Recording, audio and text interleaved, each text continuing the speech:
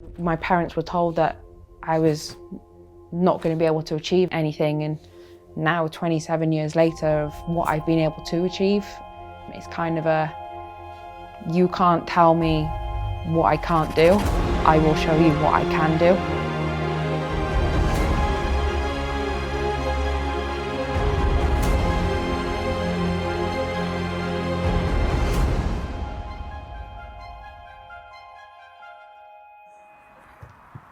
So you're both trying to anticipate of who's going to make that first move. For those types of touches, what's the type of save that you would go in for?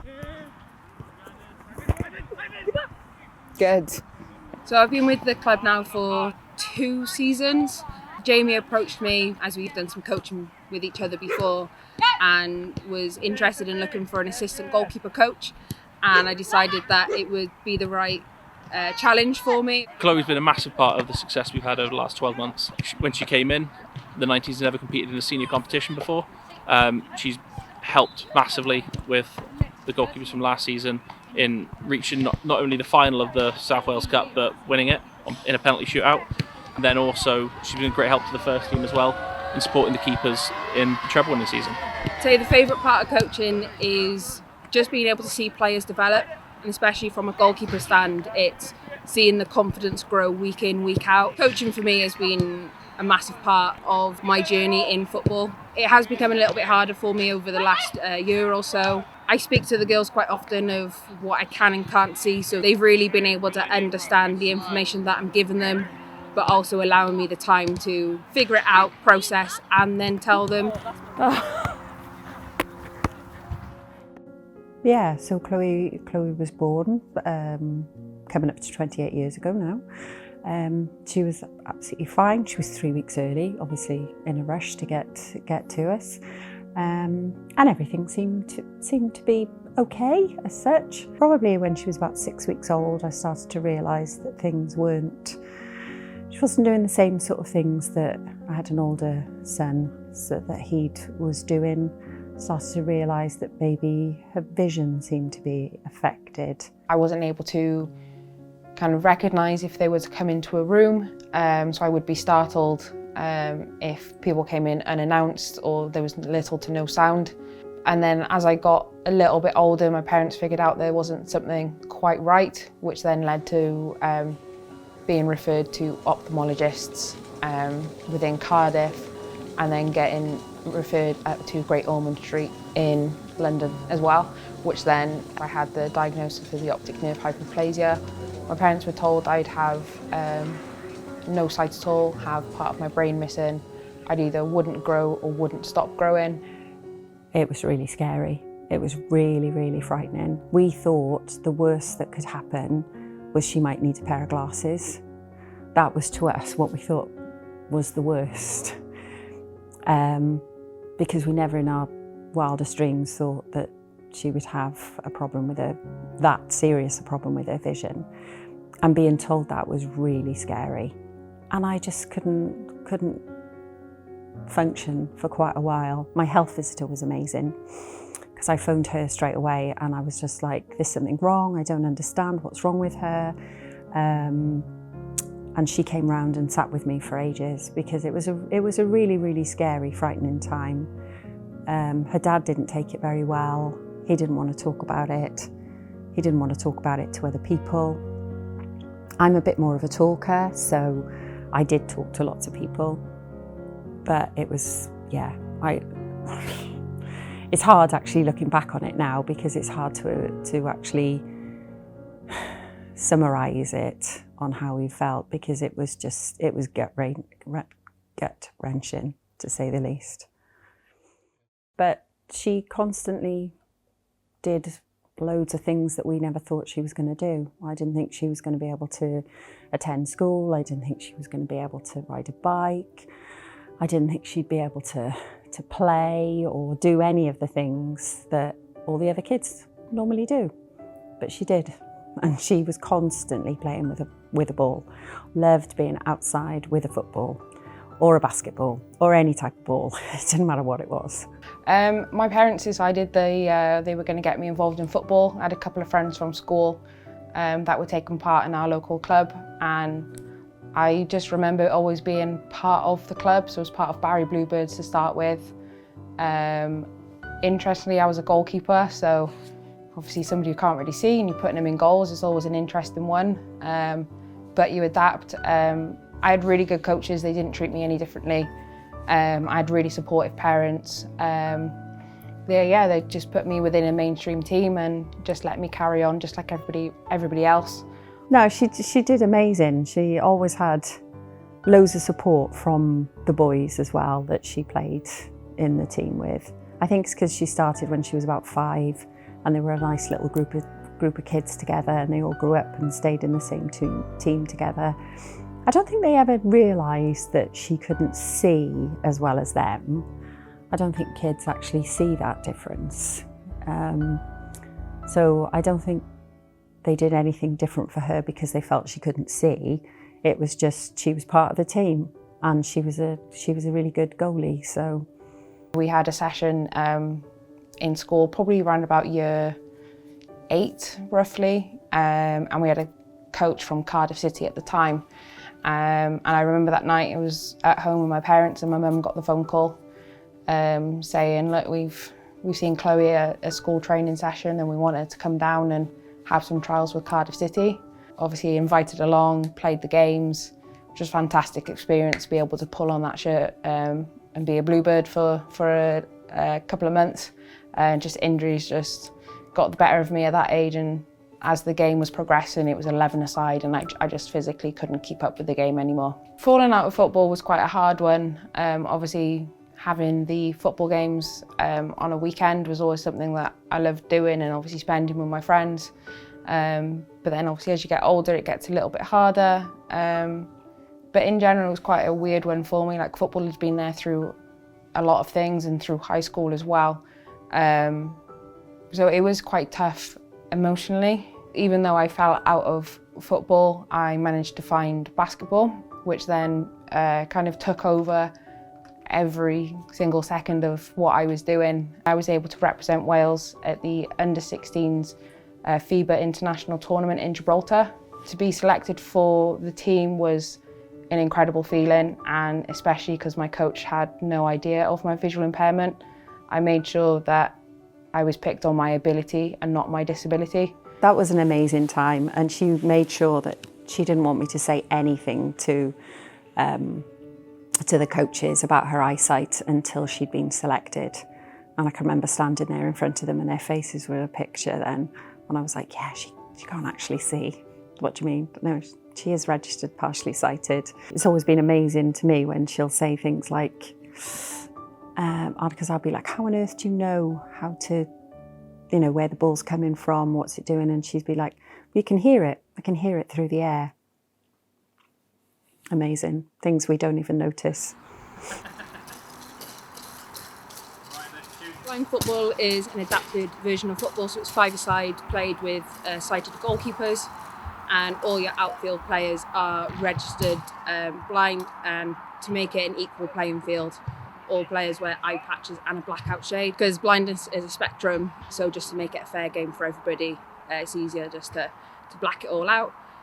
So it's definitely a lot harder, it's a quicker game, you really have to know exactly where that ball is at all times, but also knowing where you are on the pitch as well. My friend Sam, she's currently in the England squad, and I saw her training and joined in with one of her sessions, and I was like, yeah, this is what I want to do, and this is my way then of being able to carry on playing football, but in a version that I never knew existed really until I knew Sam. Yeah, so my ambition is to be in the England women's blind football squad, and then if that is to happen, then it would be the road to LA. LA is going to be the first time that women's blind football ever features at a Paralympics. So the ambition is to be a part of that squad and to be able to call myself a Paralympian. I decided to study sports coaching and science at university. I knew I wanted to go into sports coaching, but I wasn't sure exactly what I wanted to do. But yeah, moving away from home was an interesting experience. I was in a flat with 7 women, and for me it was not the best experience.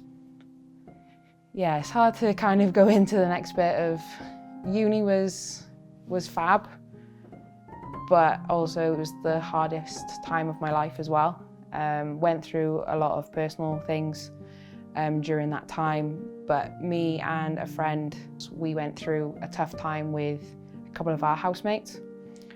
So it was first year, we all got on really, really well from the first time that we moved in, and then by February we'd had a falling out, and one of the girls had assaulted me and Molly in that time.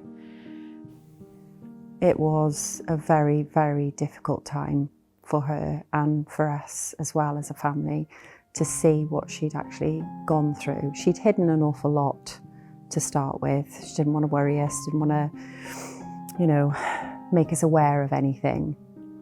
But then to actually find out what this girl had been doing and how she'd behaved was just heartbreaking.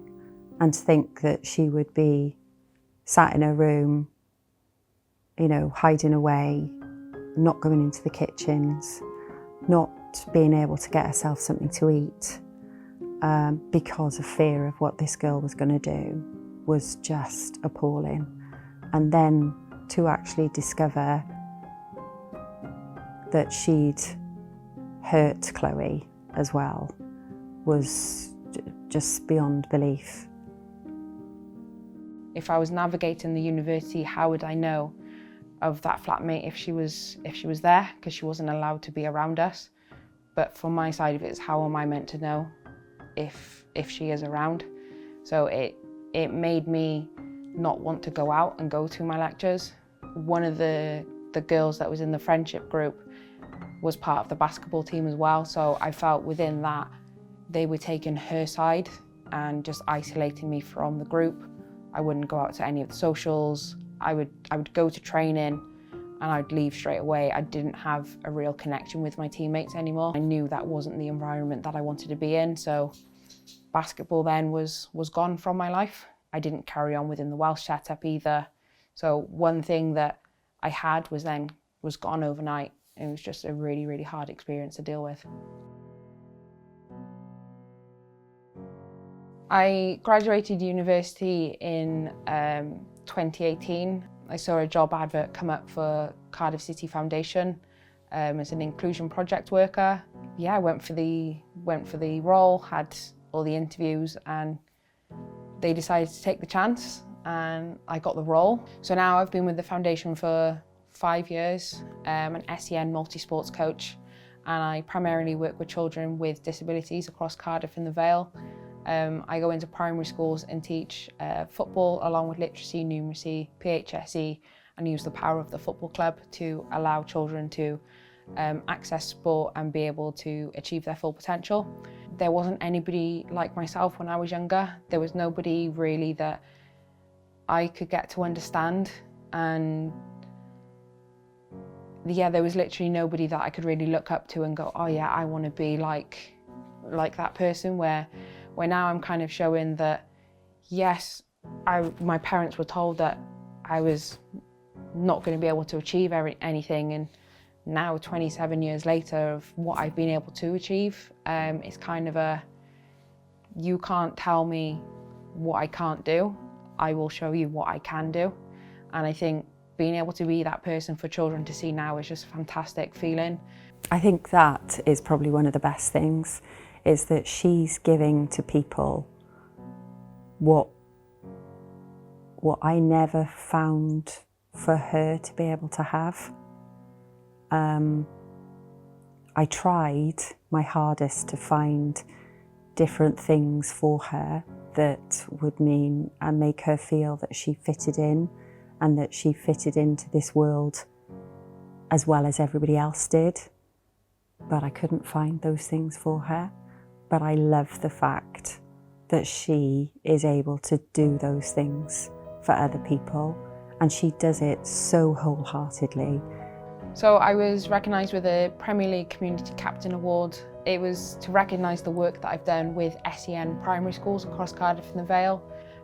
where now I've worked with over 12 primary schools and potentially worked with between 300 and 500 pupils with additional learning needs to be able to allow them to still have the same opportunity that mainstream pupils have as well. So to be able to be recognised by the Premier League was incredible. I still can't believe it.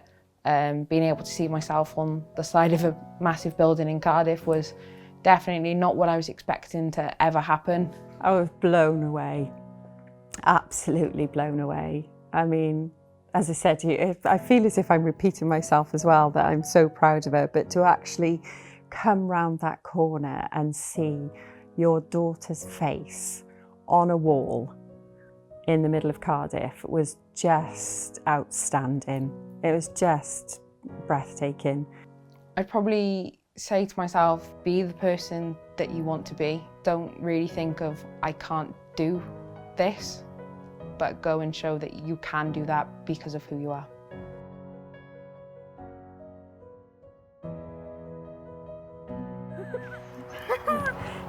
You want to go? Where do you go? Great, let's go.